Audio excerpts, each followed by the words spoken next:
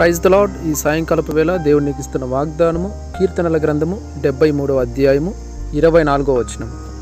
నీ ఆలోచన చేత నన్ను నడిపించదువు, తరువాత మహిమలో నీవు నన్ను చేర్చుకుందువు. చూడండి, దేవుని వాక్యం స్పష్టంగా చెప్తుంది. కీర్తనకారుడు ఇలాగ చెప్తున్నాడు అన్నమాట. నీ ఆలోచన చేత నన్ను నడిపించదువు, తర్వాత నీ మహిమలో నన్ను చేర్చుకుందువు అంటున్నాడు. అంటే నీ ఆలోచన చేత నువ్వు ఎందుకు నడిపించాలి నన్ను? నాకు ఆలోచన లేదా, నాకంత జ్ఞానం లేదా, వివేకం లేదా అంటే దేవుని జ్ఞానంతో పోల్చుకుంటే మనుష్య జ్ఞానము ఎంతటిది చెప్పండి కదా. కాబట్టి మనుషులు వారి జ్ఞానం పైన, వారి తెలివిపైన ఆధారపడి వారు ఎంత ప్రయత్నం చేసినా కూడా దేవుని యొక్క మహిమలోకి చేరడం అసాధ్యం. కాబట్టి వారి తెలివి జ్ఞానం కాదు, కానీ దేవుని జ్ఞానంపైన ఆధారపడితే ఆయన ఆలోచన చొప్పున మనల్ని నడిపిస్తాడనమాట. ఇప్పుడు నీకు కష్టం వచ్చింది, బాధ వచ్చింది, నీ పరిస్థితులు రకరకాలుగా మారిపోయినాయి అనుకోండి.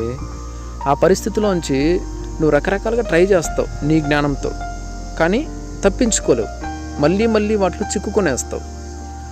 ఇంకా రకరకాల పరిస్థితులు నీకు ఎదురవుతాయి. అదే దేవునికి అప్పచెప్తే, దేవునిపైన ఆధారపడితే ఆయన ఏం చేస్తాడంటే నీ పరిస్థితి ఎలా ఉన్నా సరే ఆయన మార్చగలడు. ఆ పరిస్థితుల నుంచి నిన్ను తప్పించగలడు. Praise the lord. కాబట్టి నువ్వు మహిమకి చేరాలన్నా కూడా నీ జ్ఞానము, నీ తెలివి ఎంత మాత్రము కూడా ఉపయోగపడదు. కాబట్టి ఆయన ఆలోచన చొప్పున నువ్వు నడిచినప్పుడే ఖచ్చితంగా నువ్వు మహిమకు చేరగలుగుతావు అన్నమాట. Praise the lord.